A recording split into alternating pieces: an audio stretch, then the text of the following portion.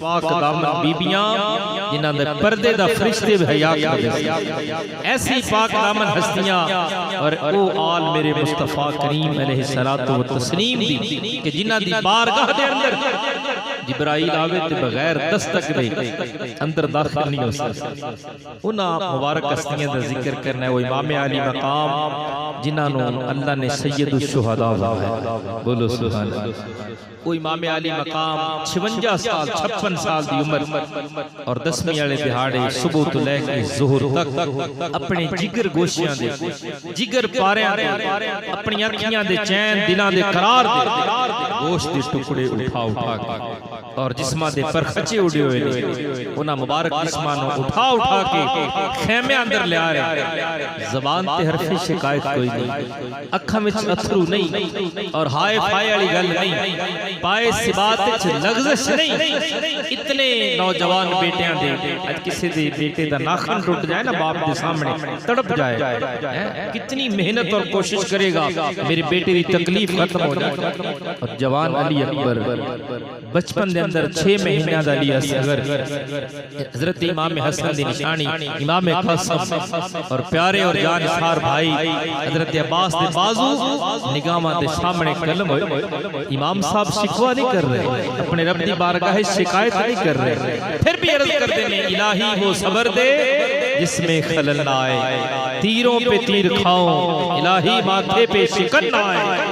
وہ امام علی مقام میدان کربلا دے اندر نہ تے اج نانا جان دے کندھے نصیب نہیں اور نہ ہی سیدہ طیبہ طاہرہ حضرت فاطمہ سلام اللہ علیہا دی گود نصیب نہیں۔ 60 ہجری میں تھوڑا جہا تھانوں تاریخی حوالے نال بھی یہ گل دسدا جاواں کہ 60 ہجری جڑی اج 1443 ہجری دا اے پہلا مہینہ محرم شریف دا 1400 اسلامی اعتبار 1443 ہجری دا اے پہلا مہینہ ہے۔ اس وقت 60 ہجری آئی جس وقت میدان کرب و بلا برپا ہوا۔ 27 رجب یا بعض تفسیریں چاہتا ہے کہ 4 شعبان، بہرحال میں 27 رجب نو لے کے چلنا سنیے یہ وہی تاریخ ہے جس تاریخ نو اللہ نے میرے مصطفیٰ نو معراج عطا فرمایا، اسی تاریخ نو میرے نبی نو معراج ہویا اور میں سمجھنا اسی تاریخ نو ہی اللہ پاک نے امام حسین نو بھی معراج عطا فرمایا۔ مگر نانے اور نواسے دے معراج کی بنیادی فرق میرے مصطفیٰ کریم علیہ الصلوۃ والتسلیم اسے 27 رجب نو معراج واسطے فرش زمین تو چلے عرش بری تک اور نواسا مدینہ پاک تو چلے آتے کربلا دے میدان تک جاتا۔ میرے مصطفیٰ کریم علیہ السلام نے معراج ہویا تے انوار و تجلیات دیاں بارشیں، امام علی مقام نے معراج ہویا تے تیر و تلوار دیاں بارشیں۔ امام علی مقام میں خط ملیا، یزید بدبخت اس وقت حاکم وقت بنیا ملک شام دے اندر،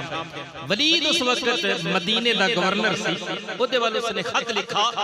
کہ امام حسین نے میرا پیغام دو کہ میری بیعت کر، اگر بیعت نہیں تے پھر لڑائی واسطے تیار ہو جائے۔ ولید اہل بیت دے نال محبت کرن والا گورنر سی، محب اہل بیت، امام حسین دی بارگاہ وچ حاضر ہویا، عرض کردا جی اے خط تواڈے نام آیا۔ امام علی مقام نے جدوں خط پڑھیا آپ دا چہرہ غصے نال لال سرخ ہو گیا، فرمایا یزید رجل فاسق فاجر، یزید ایک فاسق فاجر نشئی اور ظالم قسم دا بدترین شرابی آدمی۔ اور امام حسین جیا ان دے ہتھاں چ ہاتھ دے ساڈے ہتھاں نوں تے میرے مصطفیٰ نے چومیا، جنہ ہتھاں نوں نبی رحمت نے بوسے دتے ہون او کسے فاسق فاجر شرابی چرسی دے ہتھاں چ کدی آ سکدے نہیں۔ اس واسطے فرمایا مصری لا یبائی،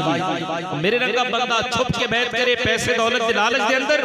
اسی سر تے کٹا سکنے ہاں، کسے شرابی دے ہتھاں چ ہاتھ۔ اور امام علی مقام دا پیغام ساڈے واسطے بھی قیامت تک